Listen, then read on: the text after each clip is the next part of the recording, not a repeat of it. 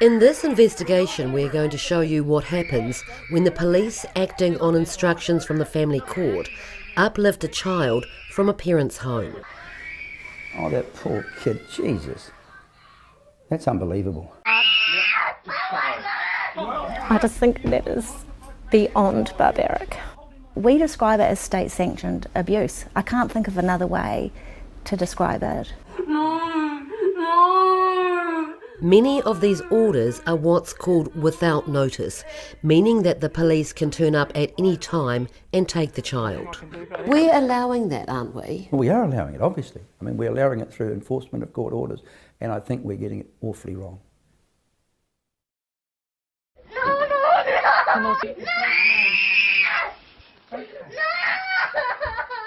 We will now show you this video in its entirety. The child, who is not in any imminent danger, is being uplifted by the state. The little girl was about to go to bed when 3 police officers arrived with a warrant to take her. Issued under instructions from the family court, the warrant allows police to uplift a child without notice and use reasonable force if necessary. The mother lives with her parents. The child's grandfather is seen here. Don't hurt her. Don't hurt her. Do not hurt her. Oh, for goodness sake. No, don't you hurt her. Could this situation be so bad that the police and family court had to act in this way? This wasn't a drug house or a violent situation. The child's physical safety wasn't in question, despite a warrant suggesting it might have been.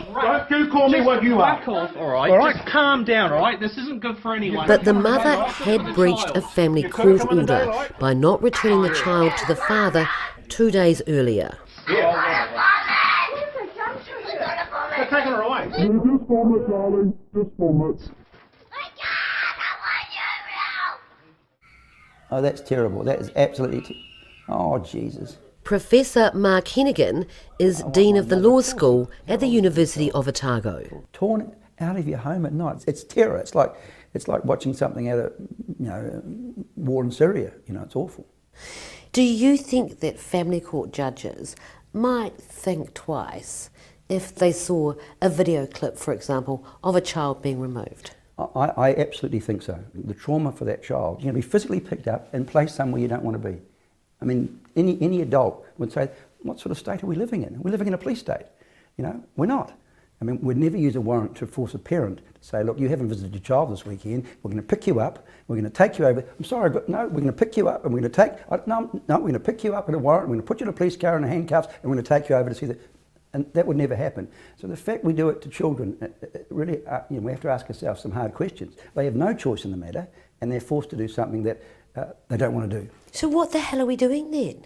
Well, we're doing it in the name of enforcing court orders, but that's the name of it. In other words, the system has to be seen to be working. Unfortunately, what we're hearing from women around the country is that the police are being used in situations where the children are in absolutely no imminent danger at all.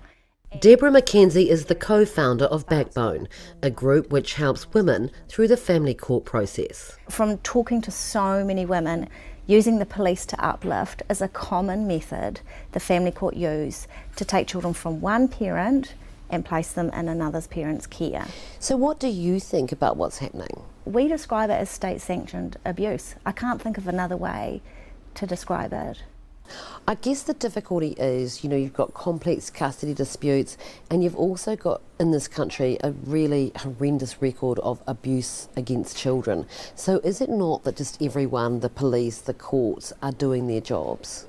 If a child was, about to get hurt, either was in danger of hurting themselves or being hurt by somebody else, you would expect to call 111 and to have someone intervene. That's what we imagine. But when the family court is using that service to just take the child from one family situation and put them into another, I think that's barbaric and it's definitely the wrong use of force. I want to show you a case that I'm working on of an uplift. I think you've seen aspects of this video, but I want you to tell me what you think about this.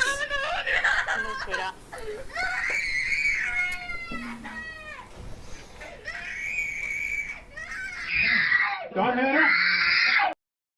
Suppression orders from the family court prevent us from reporting on the details of a complex custody dispute. But having read the documentation, there seems little to justify the trauma this child was put through. Now, the little girl, she lives full-time with her father and was with her mother at a weekend access visit. Now, this is a sequence of events that followed as we understand it. On Sunday the 11th of June, the mother takes her child to the airport to put her on a plane back to her father. The child becomes inconsolable, refusing to board the plane. The child's father is advised by police of the situation. The police report says that the child became upset to the extent that Air New Zealand refused to take her due to her behaviour. The father is advised that the child will be driven to his address the next day. Following the airport drama, the child returns home with her mother. That evening, the mother sends an explanatory email to the court-appointed lawyer for the child, asking if she will come and see her and her daughter. The lawyer emails back declining, warning the mother, "You are in breach of the parenting order." The next morning, worried about the well-being of her daughter, the mother takes her to the family doctor. So the mother didn't make that 7-hour drive and return her child to the father. Instead, she took her daughter to the doctor. Now, we can't tell you the ins and outs of that doctor's visit, but what we can tell you is that later on that Monday afternoon, the child was assessed by 2 𝗓𝗔 workers. Now, they concluded that she wasn't at risk living with her father. Now, at this point, the mother says she asked the 𝗓𝗔 workers what she should do now because she was meant to have returned her daughter to the father. She says they told her it was too late to travel now, not to worry, as they knew where the child was and would be in touch the next day. So the next day, Tuesday, the mother waits with her daughter to be contacted. Meantime, down country, the father applies for a without notice warrant to uplift the child, claiming her safety is at risk. The duty judge grants the uplift warrant, relying in part on the father's claims and that the child has not been returned in accordance with the parenting order. The mother is unaware of any of this. By late afternoon, concerned she hasn't heard from 𝗓𝗔s, she twice calls their office. Unable to get hold of the social worker, she calls the police. Both the lawyer for the child and the ministry know what is about to happen. Don't hit her. Do not hit her. Oh, for goodness sake. No, don't you hit her.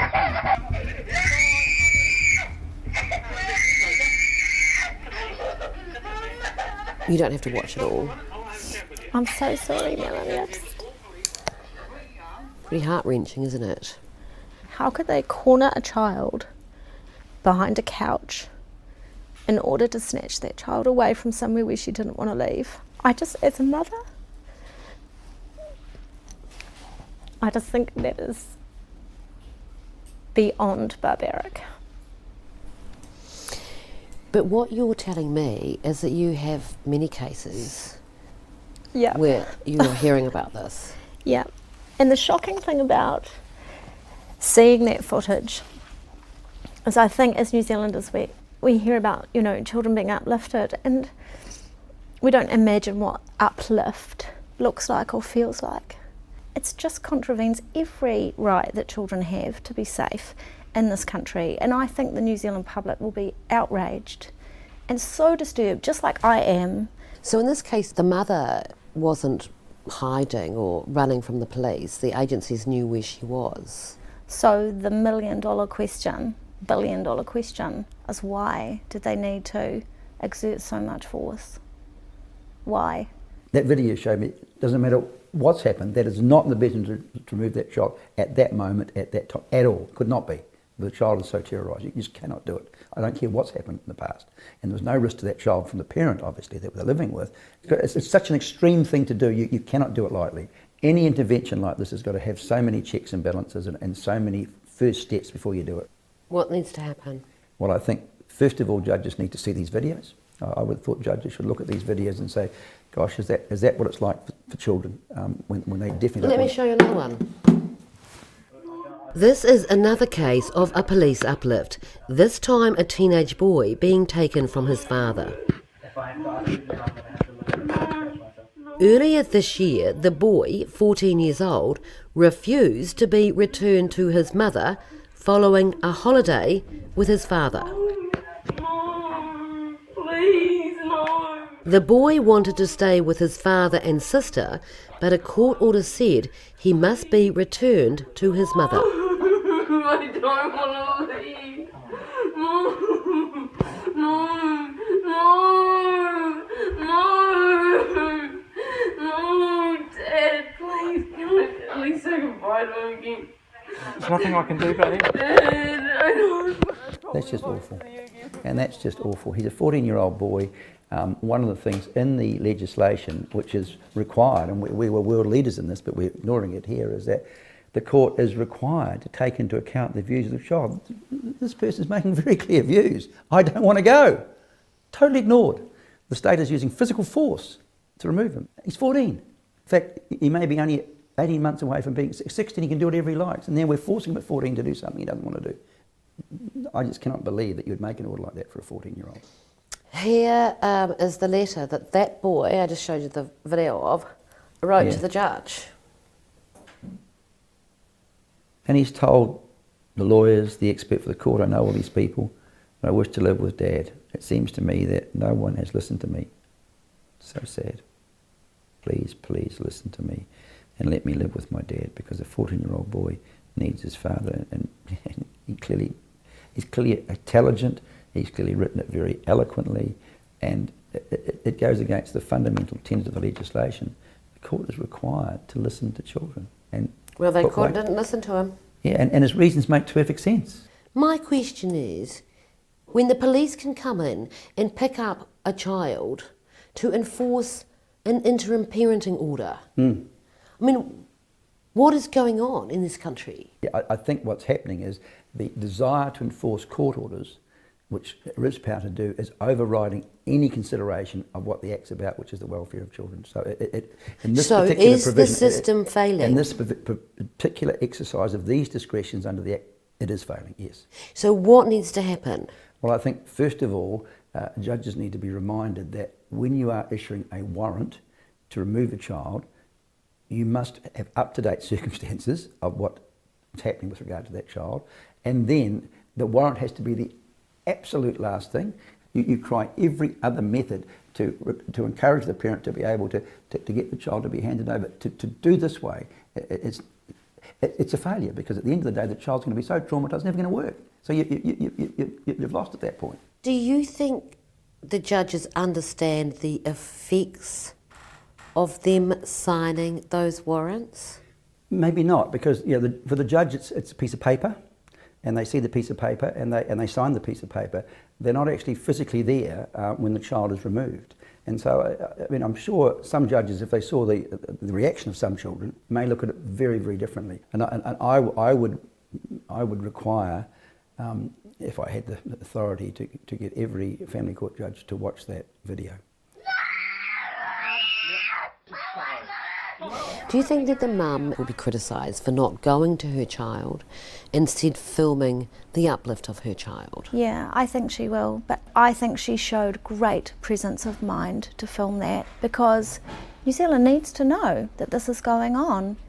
If she went out to her friends and family in the community and said, oh my gosh, it was night time and the police came and my child was hiding and screaming for me and didn't want to go with them, and the police forced her away, you wouldn't believe it, would you? You wouldn't. Yeah. They're taking her away.